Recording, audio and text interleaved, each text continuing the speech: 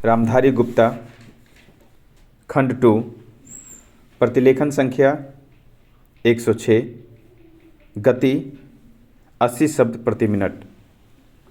महोदय, यही कारण है कि बेटियों को आवांछित समझकर गर्भ में ही मार दिया जाता है या जन्म लेने के बाद उन्हें मौत की नींद सुला दी जाती है। कहते हैं कि बेटियों को मारने की जघन्य परंपरा बहुत पुरानी नहीं है।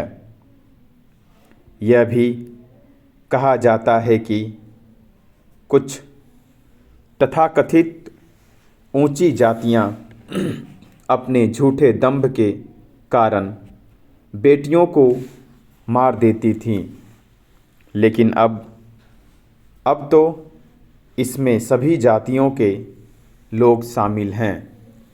देश के दूर दराज के अंचलों में प्रसव पूर्व लिंग निर्धारण के लिए सुसज्जित उपकरणों से दौड़ती गाड़ियां सबूत हैं इस बात की कि कानूनी प्रावधानों के बावजूद विज्ञान का यह प्रयोग लगातार मानव विरोधी होता जा रहा है।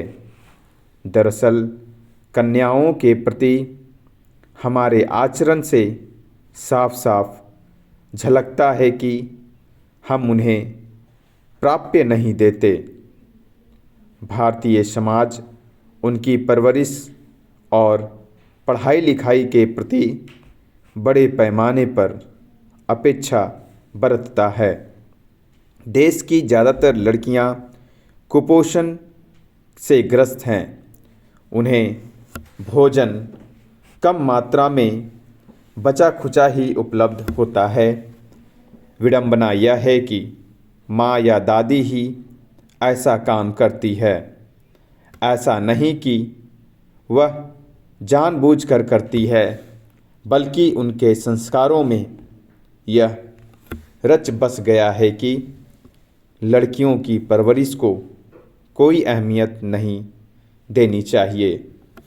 इसलिए ना तो उन्हें स्कूल भेजे जाने पर विशेष बल दिया जाता है, ना ही उनके स्वास्थ्य के विषय में कोई खास दिलचस्पी ली जाती है।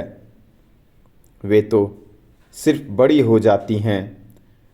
बड़ी होने के लिए शोषण और भेदभाव की परंपरा को अपनी से अगली पीढ़ी को हस्तांतरित करने के लिए इसे भी एक विडंबना ही कहा जाएगा कि मानव मूल्यों का पक्षधार भी मीडिया भी उनके विरोध में है। मीडिया को भी बालिकाओं, किशोरियों और स्त्रियों की ऊपरी बनावट और रूप सौंदर्य ही भाता है। उसके पास भी उनमें अंतर्निहित विशेषताओं को परखने या पहचानने की फुर्सत नहीं है। इस सिलसिले में सौंदर्य प्रतियोगिताओं की सूचनाओं को बड़े पैमाने पर प्रकाशित करने को देखा जा सकता है, जबकि किसी अखबार ने विस्तार के साथ यह नहीं लिखा कि मानसिक रूप से विकलांग विदिशा की उर्मिला ठाकुर ने किस ढंग से सड़क पर खेलते हुए बच्चे को ट्रक की चपेट में आने से बचाया। यदि कहीं यह खबर छपी भी होगी तो बहुत छोटी। जिस ढंग से सौंदर्य प्रतियोगिताएं राष्ट्रीय खबर बन जाती है, उसी तरह ऐसी खबरें राष्ट्रीय समाचार क्यों नहीं बनती। यौन हिंसा और बलात्कार की खबरें जिस ढंग से छपती हैं उनमें कहीं ना कहीं एक स्वर अवश्य रहता है कि स्त्री उपभोग की एक वस्तु है। यौन आधारित विषमता को समाप्त करने की पहली और आखिरी शर्त यह है कि मानसिक संरचना को बदलने के लिए बहुआयामी संघर्ष की शुरुआत हो। यह संघर्ष सभी स्तरों पर शुरू हो।